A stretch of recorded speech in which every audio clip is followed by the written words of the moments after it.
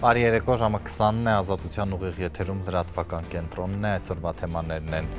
Շրջապատական մասնագիր ունեցող քաղաքացիները Վարչապետ Փաշինյանն ասել է, որ 2027-ից սահմաններին կլինեն առանց մարդկային շփման անցումներ։ պետք դրա համար պետք է որ Միացյալ Նահանգները, ովքեր այդ տեխնոլոգիաներին տիրապետում են, այդ տեխնոլոգիաները կիսեն մեզ հետ։ Միացյալ Նահանգների փոխնախագահը Բաքվում բարձրացրել է հայ բանտարկյալների ազատ արձակման հարցը։ Ռուբեն Վարդանյանը փաստաբանին արգելել է պաշտպանական փաստարկներ ներկայացնել դատարանին։ Հայաստանի ծառայական Սուրբ եկեղեցու ձևաչափերով Փաշինյանը դարձյալ կոշտացնում է եկեղեցու մասին հռետորաբանությունը, իսլամիստական ծայրահեղականության հետ համեմատության եզր էր անցկացնում։ Էջմիածնի ընտրություններում երկրորդ տեղը գրաված ընդդիմադիր ուժի ներկայացուցիչներ են ձերբակալվել։ Բնականաբար սա մենք դիտարկում ենք հունիսի 7-ին սպասվող ազգային ժողովի ընտրությունից առաջ որպես բռնաճնշումներ։ Զելենսկին հերքում է ամերիկյան մամուլի տեղեկությունները, թե գարնանը նախագահական ընտրություններ է անցկացնելու։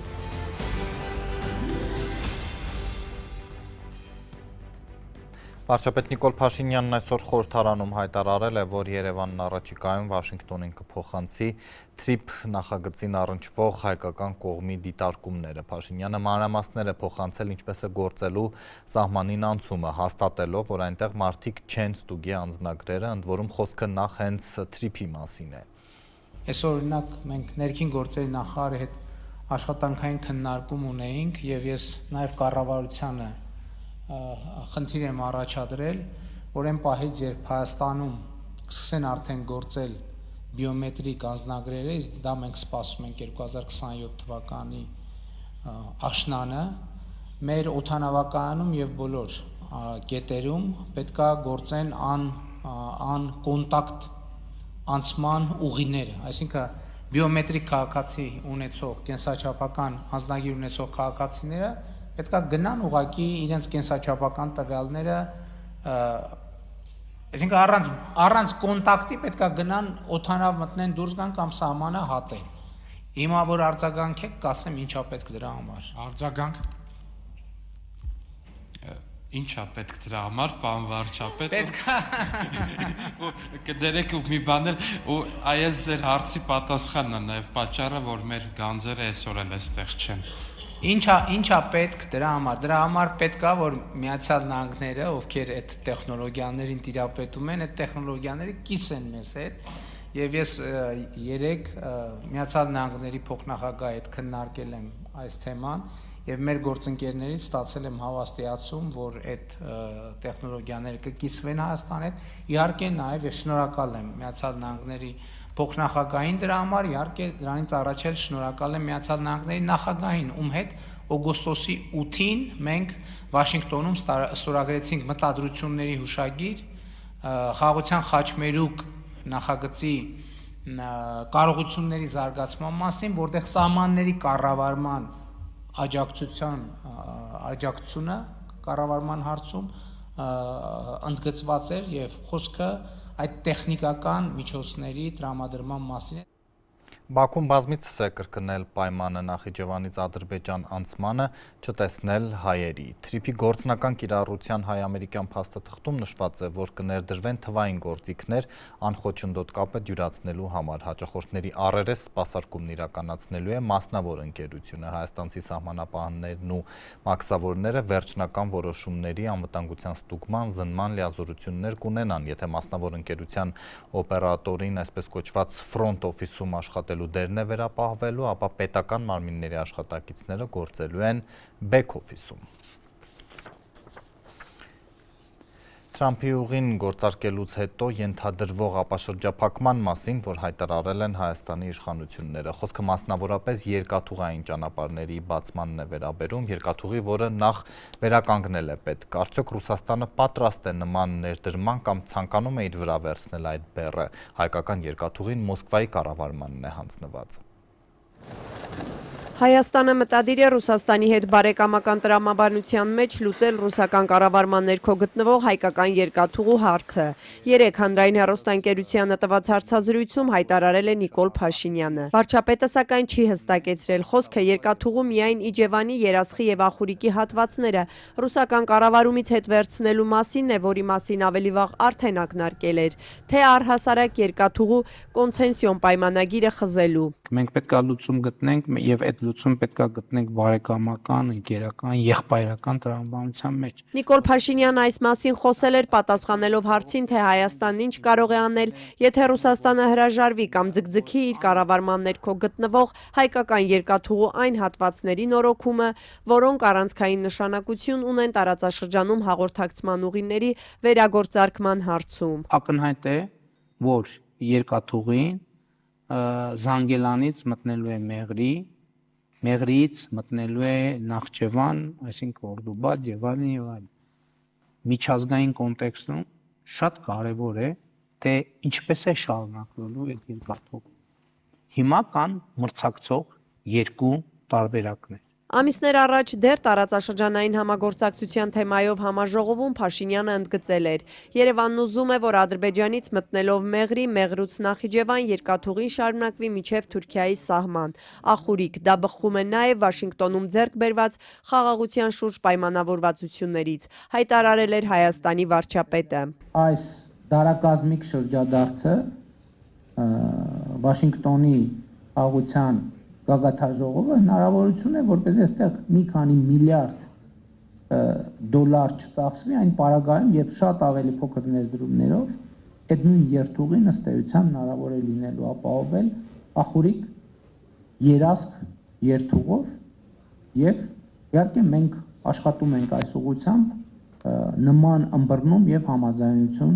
ձևավորելու համար։ Չնայած հայկական կողմի այս առաջարկներին անցած սեպտեմբերին Թուրքիայում մեծ հանդիսավորությամբ մեկնարկեց Կարս Իգդիր Արալք Դիլիջու երկաթգծի շինարարությունը։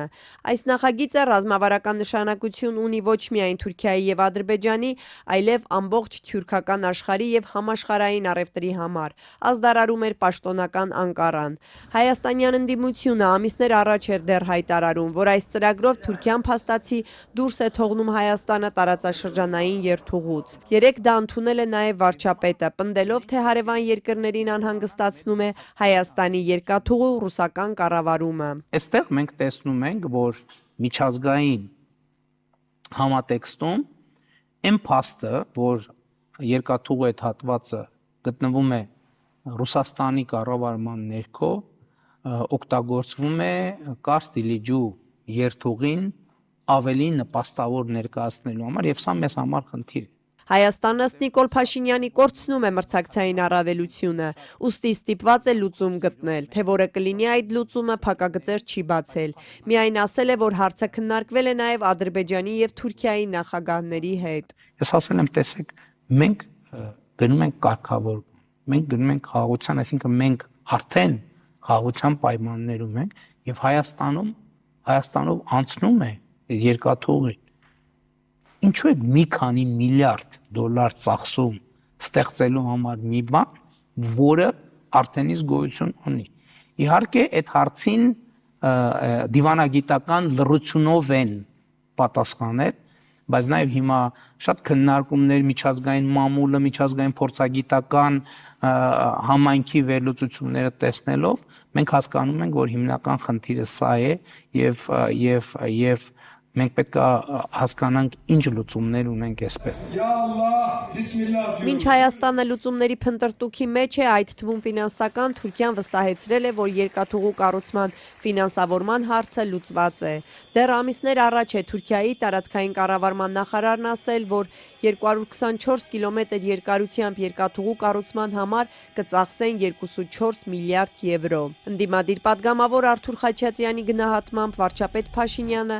ըստ էության խոստովանեց այն, ինչ երկար ժամանակ իրենք պնդում էին, թե թրիփը Հայաստանի ապաշրջափակման հարցը չի լուծում, բայց սա ըստ պատգամավորի միակ խնդիրը չէ։ Ինքը ձանով խոստովանեց, այսինքն որ ահա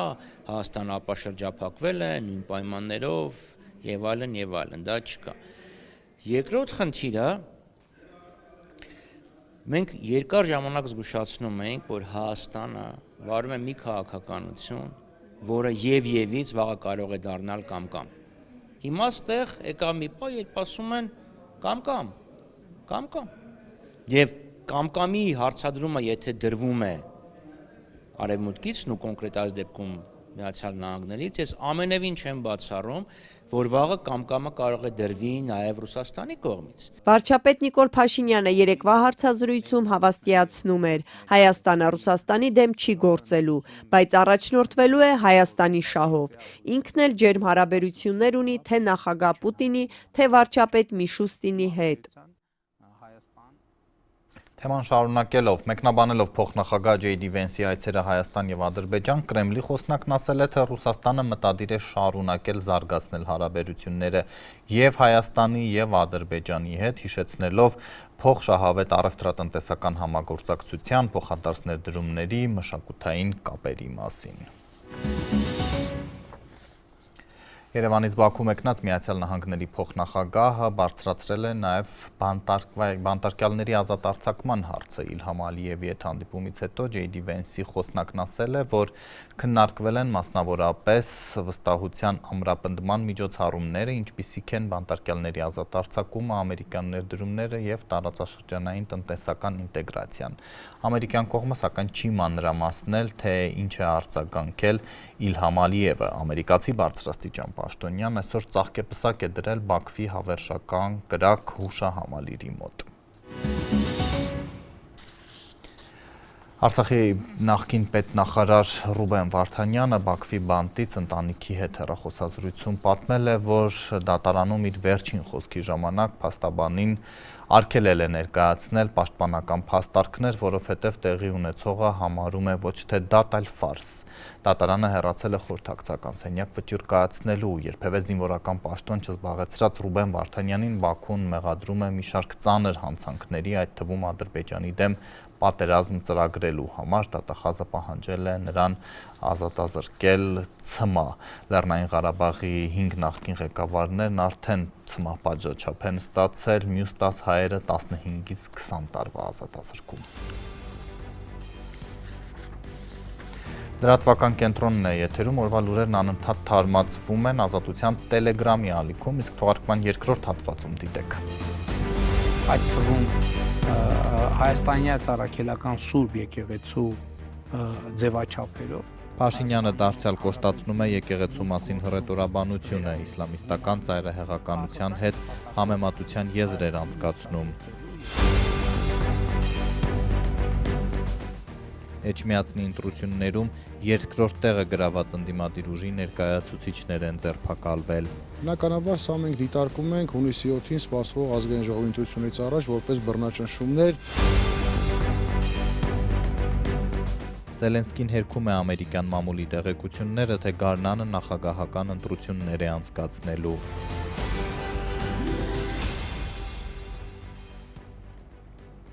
Առավոտից կրկին խոզարկություններ ու ձերբակալություններ էին Էջմիածնում, այս անգամ ընտրություններում երկրորդ տեղը զբաղեցրած ընդդիմադիր ուժի ներկայացուցիչներն են իրավապահների ուշադրության կենտրոնում 3 ամիս առաջվա քվեարկությանն ուղղորդելու մեղադրանքով։ Ընդդիմադիր դաշինքի ղեկավարը գործը քաղաքական հետապնդում է որակում։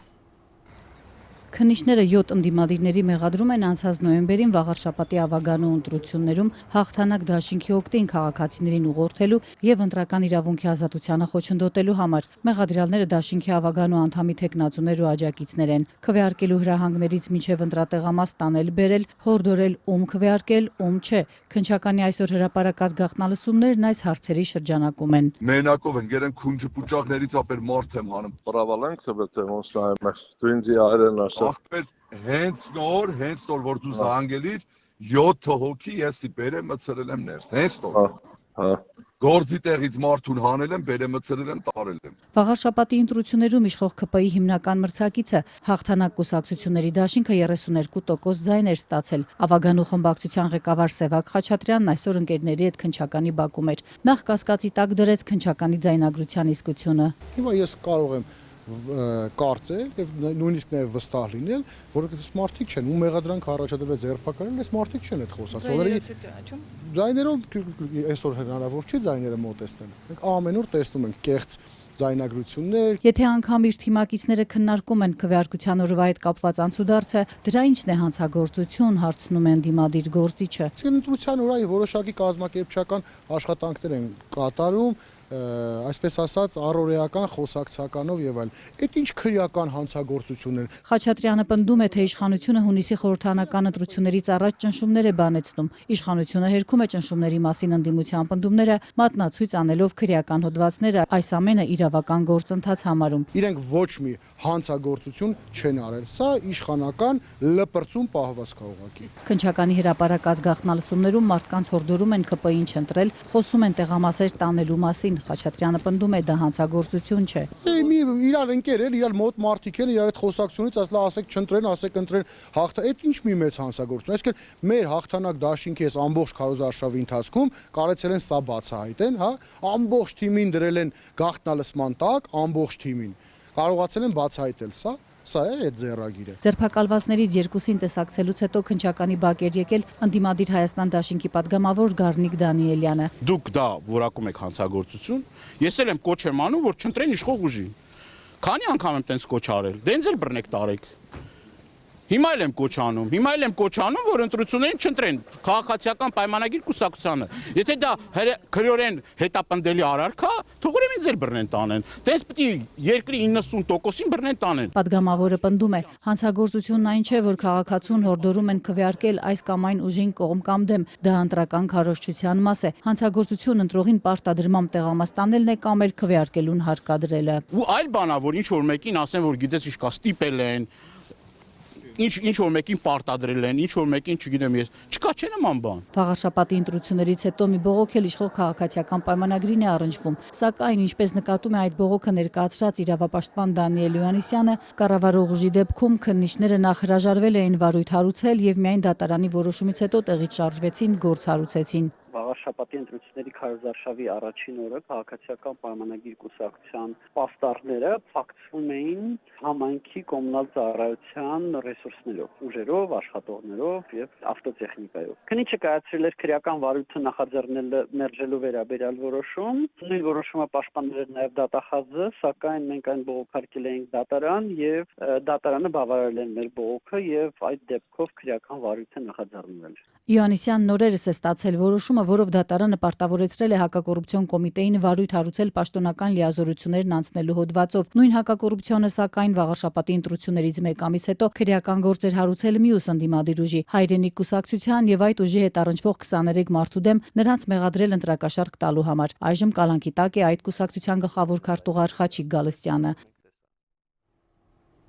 Կոռուպցիայի դեմ պայքարում հետ հեղափոխական կտրուկ աճից հետո ըստ միջազգային կառույցների Հայաստանը 3 տարի է դոփում է տեղում, լճացում է, մասնագետներն ունեն բացատրությունը։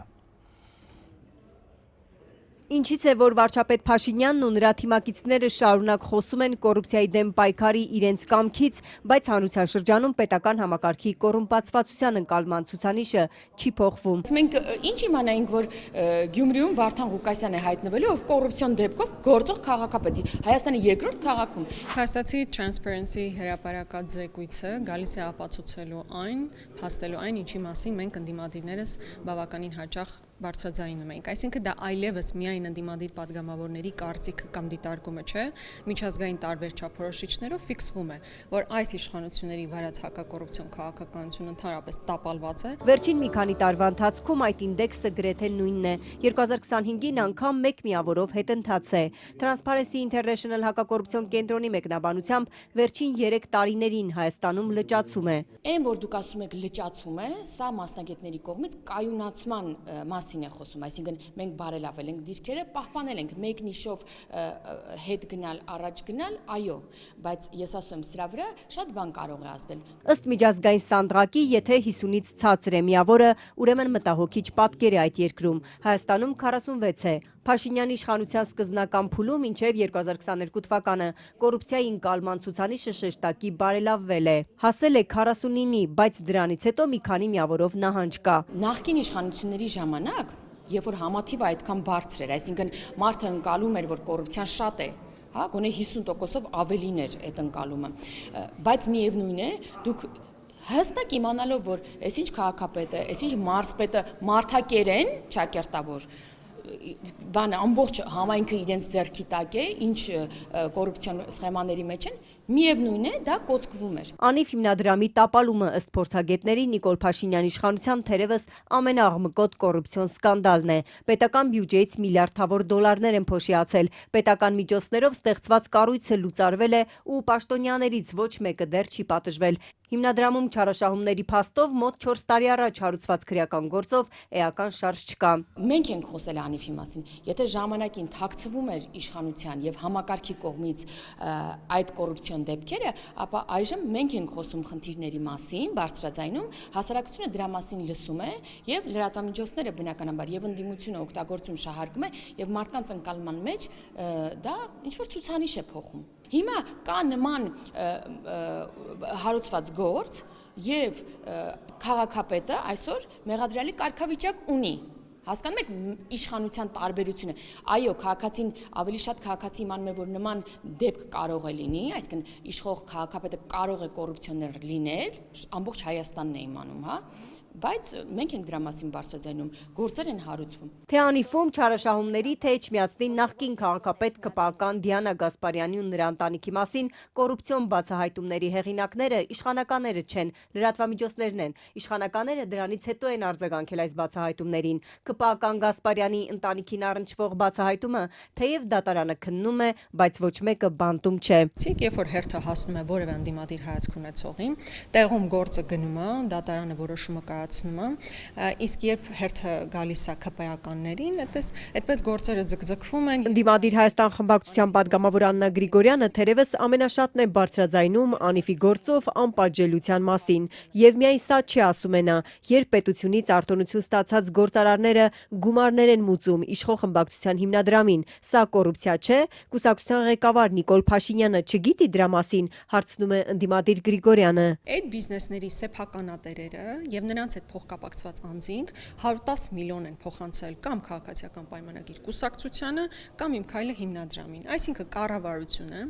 մաքսային արտոնություն է տալիս, այդ մարդիկ էլ փոխհատուցում են տալիս արդեն այս միջոցով, հա, կամ կուսակցությանը փող տալով կամ Իմ քայլը հիմնադրամին, բայց սա քաղաքական կոռուպցիա չի, բայց կոռուպցիան ինչ ձևով պետքա դրսևորվի։ Ամեն ինչի վերևում կանգնած է Նիկոլ Փաշինյանը, այսինքն կուսակցության ղեկավար Նիկոլ Փաշինյանը, ինքը հոտեսնում է ինչ մուտքեր է գալիս իր կուսակցություն, այսինքն մեղավոր են բոլորը բացի իրանից, ոչ ինքն է թիվ 1 պատասխանատուն։ Գործող իշխանությունը 2023-26 հակակոռուպցիոն ռազմավարությամբ խոստացել էր կոռուպցիայի ընկալման ցուցանիշը հասցնել 55-ի։ Բայց 55-ը ուր, 46-ը ուր։ Հետևաբար պետք է արձանագրել, որ ամբողջությամբ տապալված է այս քաղաքականությունը։ Եվ սրանք օդի մեջ հայտարարություններ չեն։ Իրականում, երբ որ վերցնում ես բազմաթիվ դրվագներ, ակնհայտ է, որ կոռուպցիան ուղղակի վխտում է մեր երկրում։ Թե Հայաստանում գործող իշխանության օրոք կոռուպցիայի որ տեսակներն են տարածված, հակակոռուպցիոն կազմակերպությունը վերլուծություն չունի։ Ընդդիմադիր պատգամավորն է թվարկում բիզնեսի հետ փոխկապակցվածությունը, շահերի բախումը, գործարարների փոխանցումները իշխող ուժի հիմնադրամին ու նաև դատական համակարգում ակնհայտ խտրական մոտեցումը։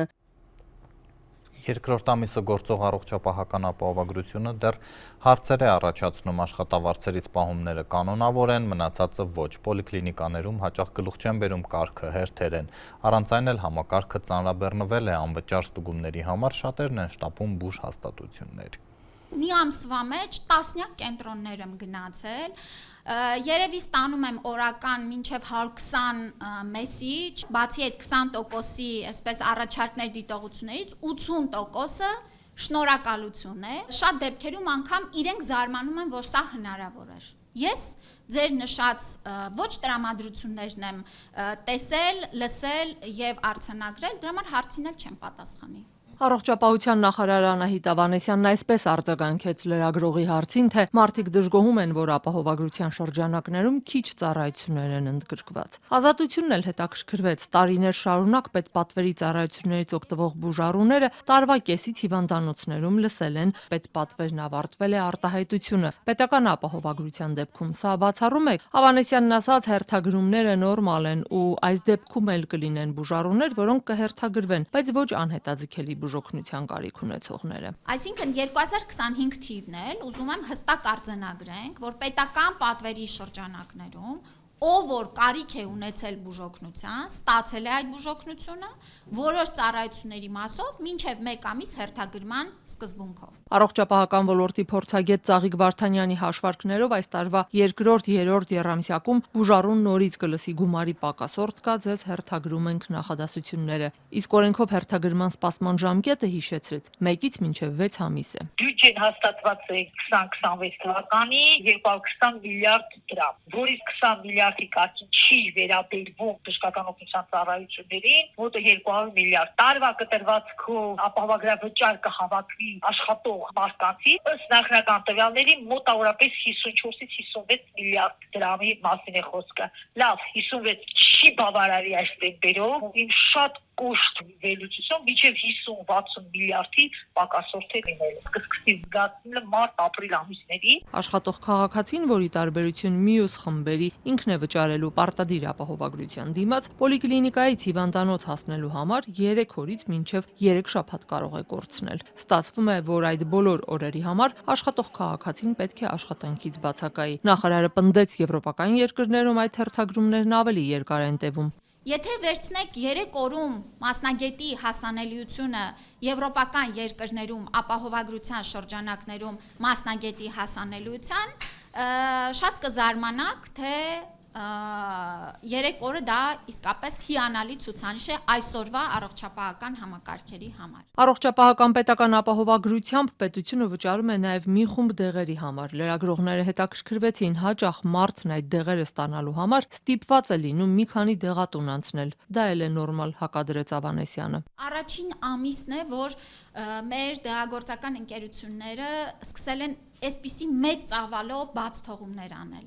Իրենց մոտ էլ դեռ կուտակված վիճակագրական եւ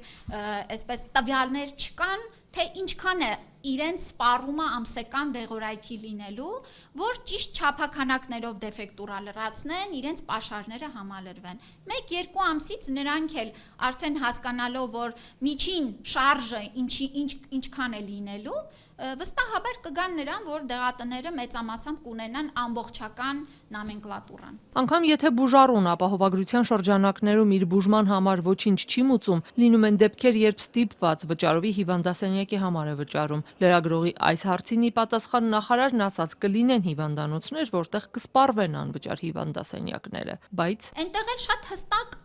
տարանջատված են։ Այո, քաղաքացի պիտի հավելյալ դրա վրա համար վճարի։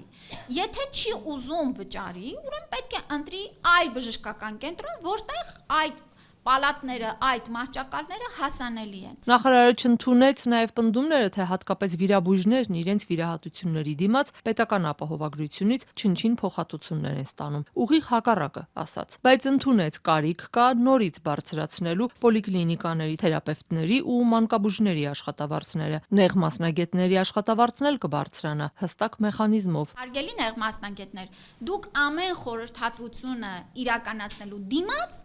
վճար եք ստանալու։ 2000 դրամ խորհրդատվության գումար չունենք, մենք ունենք 3000 դրամ, եթե խորհրդատվությունը տվյալ պոլիկլինիկայում է իրականացվում, որովհետև այստեղ էլ պիտի հաշվենք։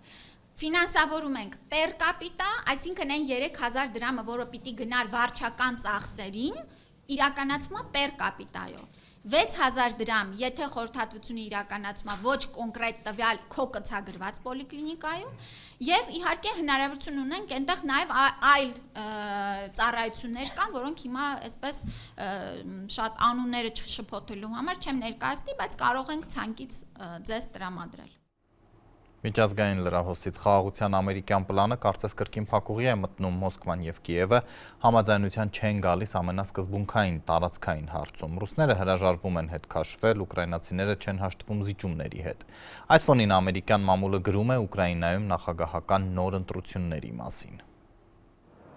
Ուկրաինան հերքել է Financial Times-ի հրապարակումը, թե Կիևը փետրվարի 24-ին կհայտարարի գարնանը նախագահական ընտրություններ եւ Ռուսաստանի հետ խաղաղության համաձայնագրի շուրջ հանրաքվե անցկացնելու մասին։ Նախագահի աշխատակազմից Ukrinform կայքին ասել են, որ Վլադիմիր Զելենսկին դեմ չէ ընտրություններին, սակայն մինչ այդ պետք է ապահովի դրանց անցկացման անվտանգությունը։ Եթե ռուսներն ամեն օր մարդկանց են սպանում, ինչպես կարելի է հայտարարել կամ լրջորեն քննարկել առաջիկա շաբաթներին ընտրությունների անցկացումը։ Ոչ ոք դեմ չէ ընտրություններին, բայց պետք է լինի անվտանգություն։ Զելենսկին իր հերթին սոցցանցում գրել է, որ ռուսական վերջին հարձակումներն ապացուցում են, անվտանգությունը հիմա Կիևի համար գլխավոր առաջնահերթություն է, իսկ մնացած հարցերը պետք է լուծվեն դրա հետ համատեղ։ Քանի դեռ Ռուսաստանը շարունակում է մարդկանց սպանել եւ ոչնչացնել մեր ենթակառուցվածքները, նույնիսկ ակտիվ դիվանագիտության նկատմամբ բավարար հանրային վստահություն չի լինի։ Մինչ այդ բրիտանական հեղինակավոր թերթը եվրոպացի պաշտոնյաներին հղումով հայտնել էր, թե Ուկրաինան նման քայլի է գնում Միացյալ Նահանգների ճնշման տակ։ Ըստ Financial Times-ի Սպիտակ տունը Կիևից պահանջել է խաղաղության շուրջ բանակցություններն ավարտել գարնանը, իսկ ընտրություններն անցկացնել մինչև մայիսի 15-ը, սպառնալով հակառակ դեպքում չտրամադրել անվտանգության երաշխիքներ։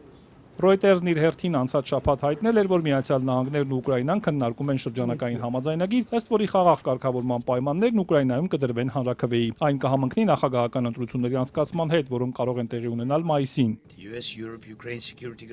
Ուկրաինայի նախագահը մշտապես հայտարարել է, որ ընտրություններն անհնար են, քանի դեռ երկրում ռազմական դրություն է, միլիոնավոր ուկրաինացիներ տեղահանված, իսկ երկրի մոտ 20%-ը ռուսական օկուպացիայի տակ։ Ըստ Վլադիմիր Զելենսկիի դրանց անցկացման համար անհրաժեշտ են անվտանգության երաշխիքներ։ Անցած ուրբաթ էլ նա հայտնել էր, որ ԱՄՆ-ն առաջարկում է պատերազմը դադարեցնել մինչև ամառ։ Կրեմլի խոսնակը հայտարարել է, որ դեռ վաղ է Ուկրաինայում հնարավոր ընտրությունների մասին խոսելը։ Լրագրողները հետաքրքրվել են, թե արդյոք ընտրությունների եւ հանրաքվեի անցկացման մասին հնարավոր հայտարարությունը կարող է ազդել հակամարտության ելքի վրա, ինչին Դմիտրի Պեսկովը պատասխանել է։ Մենք պետք է ուշադիր հետևենք այս տեղեկատվական հոսքերին, իհարկե նկատի ունենք դրանք, բայց միևնույն է հիմնվենք միայն սկզբնաղբյուրների վրա, իսկ սկզբնաղբյուրներից նման հայտարարություններ մինչ օրս չեն եղել։ Ու մինչ անորոշ է Ուկրաինայում հնարավոր ընտրությունների հեռանկարը, Վլադիմիր Զելենսկին երեկոյան ուղերձում միասնականության կոչ է արել Եվրոպային։ Նա նշել է, որ Եվրոպան պետք է ավելի ակտիվ քայլեր ձեռնարկի իր անվտանգությունն ապահովելու համար, ավելի շատ համատեղ սպառազինություն արտադրի եւ ավելի շատ առաջադեմ կարողություններ ստեղծի։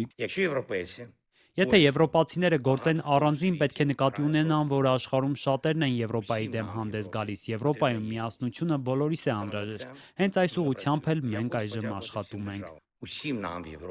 Այս ֆոնին Եվրախորհրդարանն այսօր հաստատել է Ուկրաինային առաջիկա 2 տարում 90 միլիարդ եվրո վարկի տրամադրումը։ Եվրախորհրդարանի նախագահ Ռոբերտա Մեծոլան սոցցանցում գրել է, որ սա կենսական աջակցություն է Ուկրաինային։ 30 միլիարդ եվրոն Կիևը կստանա որպես մակրոֆինանսական օգնություն կամ պետբյուջեի աջակցություն, իսկ 60 միլիարդը կհատկացվի երկրի պաշտպանական կարողությունները հզորացնելու, ռազմական տեխնիկա գնելու համար, որպեսզի դիմակայի ռուսական ագրեսիային։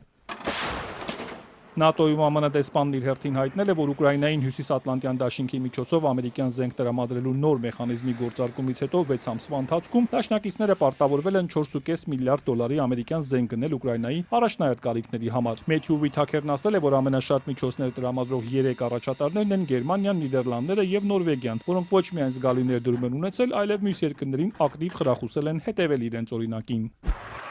Այս ընթացքում Ռուսաստանն ու Ուկրաինան շարունակել են փոխադարձ հարվածները։ Խարկովի մարզի Բոգոդուխով քաղաքում ռուսական անօթաչուի հարվածից սպանվել են մի տղամարդ ու նրա 3 մանկահասակ երեխաները, եւս 1 մարդ վիրավորվել է։ Կիևի քաղաքապետը հայտնել է, որ էներգետիկ համակարգին ռուսական հարվածների հասցրած վնասի պատճառով մայրաքաղաքում 1400 շենք դեռ զրկված է ջեռուցումից։ Ավելի քան 95000 մարդ էլ առանց էլեկտրաէներգիայի է մնացել Օդեսայի հարավային հատվածում։ Դնեպրոպետրովսկում ռուսական զինուժը հարվածել է երկաթուղային համակարգին, վնասվել են ենթակառուցվածքներ եւ լոկոմոտիվներ։ Ուկրաինական զինուժն իր հերթին գիշերը հարվածել է Ռոստովին, Վոլգոգրադում էլ հարվածել են Լուկոյլին պատկանող նավթավերամշակման գործարանի։ Իրանի գերագույն առաջնորդի խորհրդականը հայտարարել է, թե երկրի հրթիռային կարողությունների հարցը կարմիր գիծ է եւ բանակցությունների առարկա չէ, փոխարենը Թեհրանը պատրաստ է միջուկային ծրագրի ցանկացած ստուգման։ Իրանը եւ Միացյալ Նահանգները վերսկսեցին բանակցությունները անցյալ շաբաթ Օմանի միջնորդությամբ։ Հայաստան վերադառնանք եւ կրկին ներքաղաքական գլխավոր թեմայի կաթողիկոսին պաշտոնանկ անելու վարչապետի արշավի մասին։ Գարեգին երկրորդը վեհարանում է, նա ոչ մեկ անգամ է ասել, որ չի հեռանալու։ Փաշինյանը 3 նոր երանգներ հաղորդեց այս պատմությանը, ավելի սրելով մեղադրանքները։ Վարչապետ Փաշինյանն էլ ավելի է սրում բարձրաստիճան հոգևորականների վերաբերյալ իր հռետորաբանությունը ու մի նոր մեղադրանք վերագրում, դարձյալ առանց կոնկրետ ապացույցի։ Մենք այսօր ունենք ինֆորմացիա, որ այդ թվում, որ ճշտման փուլում է, այդ թվում Հայաստանյան Արաքելական Սուրբ եկեղեցու ձևաչափերով Հայաստանի Հանրապետությունում են մուտք գործում ստվերային գումարներ քաղաքական նպատակով Հայաստանում օգտագործելու եւ այլ։ Երեկվա հարցազրույցում Փաշինյանն ավելի հեռուն գնաց ու պնդեց, թե մայրաթոռը փորձում է պետության մեջ որպես օտարերկրյա պետություն դիրքավորվել ու ոչ ավելի ոչ պակաս բարձրաստիճան հոգևորականներին ծայրահեղ իսլամիստների հետ համեմատեց։ 2020 թվականից ի վեր Հայաստանի գրեթե բոլոր եկեղեցիներում պատարակների քարոզների ժամանակ հնչում են քաղաքական, ես կասեմ ռադիկալ տեքստեր։ Դուք գիտեք հիմա իհարկե հույս ունեմ կոռեկտ կհնչի իմ համեմատությունը, բայց նաև դուք գիտեք, որ աշխարհում շատ երկրներում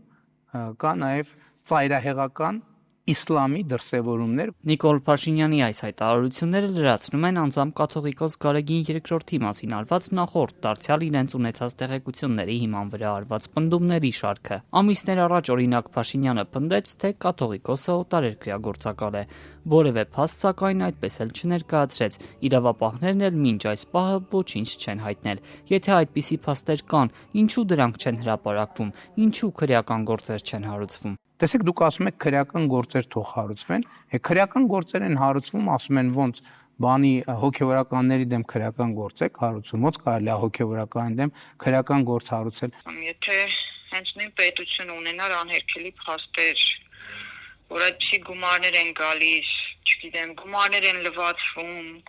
ուղղվում են այլ նպատակների, դա քողարկված ինչ-որ մեխանիզմ, դուք պատկերացնում եք հիմա ինչ գործընթացներ տեղի կունենային։ Չեղած տեղն են արքեպիսկոպոս դատապարտել։ Մայրաթոռի շահերը ներկայացնող փաստաբան Արմին Էֆանյանն ընդգծում է, եթե իշխանությունները ձեռքի տակ իրական փաստեր ունենային, ապա վաղուց իրավական գործընթաց կսկսվեր։ Գարեգին II-ն էլ արդեն բանտում կլիներ։ Փաստաբանի պնդմամբ վարչապետի հայտարարությունները վկայում են, մայրաթոռի դեմ պայքարն այլևս անթակույց է։ Տեղի ունեցողն էլ ոչ այլ ինչ է, քան ինֆորմացիոն պատերազմ։ Սա ուղղակի եկեղեցու դեմ մղվող պայքարի արդեն ինֆորմացիոն պատերազմն է, որտեղ անընդհատ ինֆորմացիոն դաշտ շպրտվում են տեղեկություններ, որպեսզի ներազդեն մեր հասարակության ընկալման վրա։ Ի պատասխան իշխանությունների գործողությունների մայրաթոռը պարբերաբար հայտարարություններ է տարածում ու ընդգծում դրանք հակասահմանադրական են։ Երեկ էլ քահանայից հավաքի մասնակիցները մեջբերեն վերահաստատել են իրենց հավատարմությունն ամենայն հայոց հայրապետին։ Վերջին ամիսներին Հայաստանի իշխանությունների կողմից եկեղեցու եւ եկեղեցականների թիրախավորմամբ եւ հետապնդումներով խաթարվել է ազգային եւ եկեղեցական մեր կյանքը։ Ստեղծված իրավիճակը բացասական հետևանքներ եւ լարվածություն է առաջ բերել մեր համայնքների կյանքում, ինչին ցավոք նպաստել է նաեւ որոշ եկեղեցականների անընդունելի ընթացքը։ Նոր պառակտումներից զերծ մնալու համար հրամայական է, որպեսզի քահանաներս մեր ուխտին ու կոչմանը հավատարիմ անշեղորեն հետևեն առաքելական մեր Սուրբ եկեղեցու կարգերին ու կանոններին, եղբայրասիրությամբ հետամուտ լինենք միաբանության վերականգնմանը եւ առ Աստված ապավինությամբ ու հավատի գործերով արդյունավորենք տիրավանդ մեր առաքելությունը։ Այսօր էլ կաթողիկոսն ընդունել է եկեղեցին իր ձևով պաշտպանելու մասին հայտարարությունից հետո կալանավորված միլիարդատեր Սամվել Կարապետյանի շահերը ներկայացնող ամերիկացի փաստաբան Ռոբերտ Ամստերդամին։ Ըստ մայրաթոռի տարածած հաղորդագրության նրանք քննարկել են անազատության մեջ գտնվող եպիսկոպոսների ու Կարապետյանի նկատմամբ շարունակվող իրավական գործընթացները։ Խոսել են նաև մարդու իրավունքների պաշտպանության խնդիրների մասին, այլ մանրամասներ չկան։ Լրատվական կենտրոնում այսքանը, օրվա մյուս լուրերի համար բաժանորդագրվեք Ազատության էջերին, սոցիալական ցանցերում կհանդիպենք։